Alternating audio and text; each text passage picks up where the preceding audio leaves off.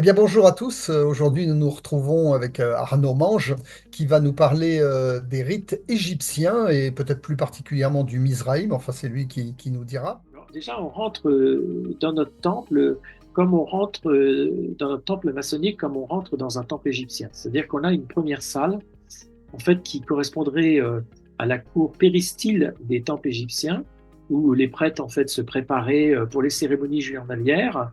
Et d'ailleurs, une fois par an, le peuple pouvait y entrer dans cette salle pour fêter l'inondation, qui chez nous, en fait, correspondrait au solstice d'été. Quand tu fais référence au delta lumineux de 108 cases, eh bien, on retrouve disposé autrement ces deux triangles rectangles.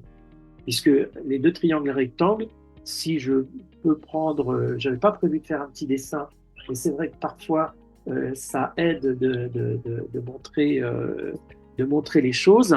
Je vais essayer de reprendre, j'ai un papier ici, pour vous expliquer ça.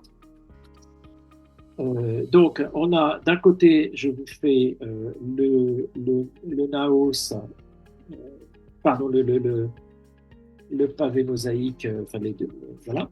Donc, on a au départ deux triangles, je ne sais pas si on voit bien là, comme ça, d'accord? Et le delta, donc ça, c'est notre carré long. Et le delta lumineux, il est sur le même principe, mais les deux triangles sont dans un autre sens. Je vous les fais séparer pour que vous puissiez bien les voir. Sur notre delta lumineux, les deux triangles rectangles sont comme ça. Mais en fait, c'est les mêmes. C'est les mêmes parce qu'on est toujours sur la base de la création du temple et de son origine, en fait. Voilà.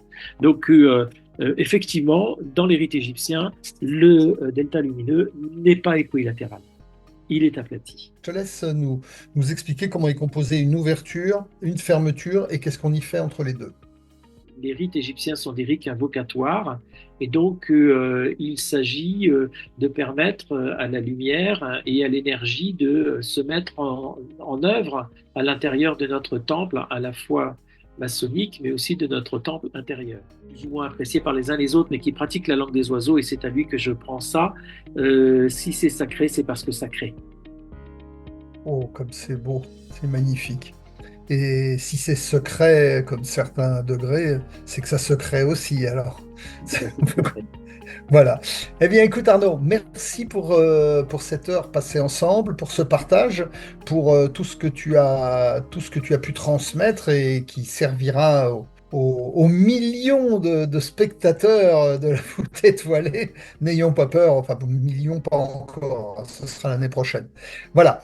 Eh bien, écoute, merci, bonne fin de journée à toi, merci pour ce partage et on se retrouve très bientôt, peut-être sur les colonnes entre de chaque côté du Naos. Absolument. Merci à vous.